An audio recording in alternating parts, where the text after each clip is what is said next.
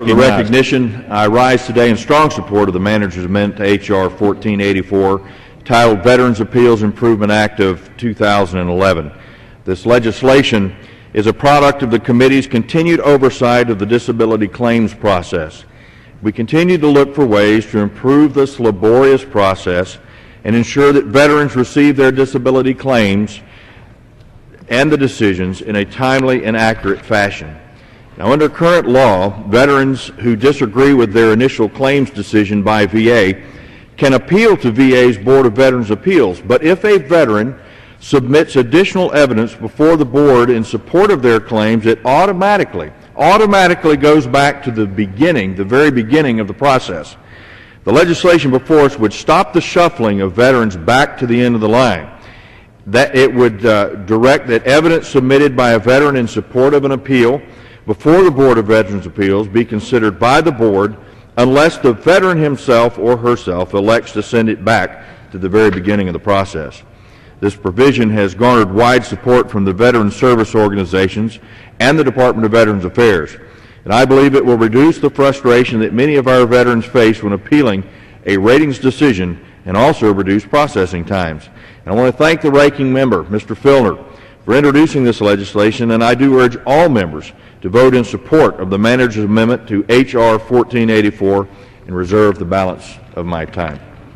I associate myself with the remarks of my colleague, the ranking member. This issue of the disability claims backlog has haunted this Congress and this committee for many, many years, but nobody's more haunted by it than the veterans who have to go through that process.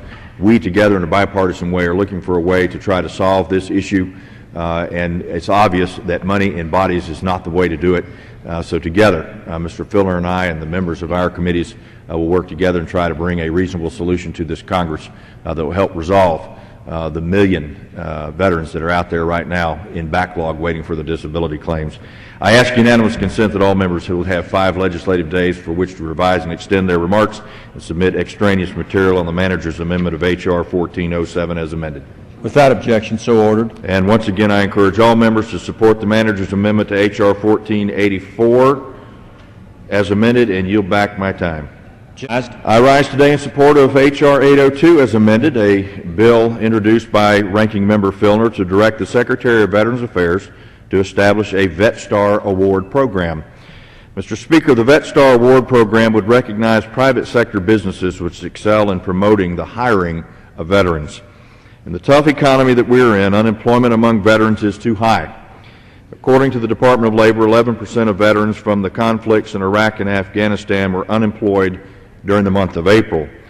I'm confident that you and all the members would agree that we need to use every tool at our disposal to bring that number down. Our nation's veterans bring a unique set of qualifications and skills to any job, and while many in the private sector understand their value, more must be done. H.R. 802 as amended would recognize businesses who have done their part and promoted veterans for employment. This is a great, no-cost way of recognizing those employers who have already stepped up to the plate and helped our veterans. And I want to thank the ranking member, Mr. Filner, for this bill and urge all of my colleagues to support H.R. 802 as amended, and I reserve the balance of my time. Again, I thank the ranking member for bringing this bill to the floor. I would add that tomorrow morning the full committee will be having a hearing at 10 a.m. Titled Putting American Veterans Back to Work. But also, please ask my friend, the ranking member, not to give all the good ideas to the White House, because you and I are going to be working together on a summit that will bring together those individuals who are wanting good employees to hire and highlight the veterans community to them for employment in their companies. Once again, I ask unanimous consent that all members would have 5 legislative days to revise and extend and add any extraneous material on H.R. 802 as amended. Without objection, so ordered. And I encourage all members to support H.R. 802 as amended and yield back the balance of my time.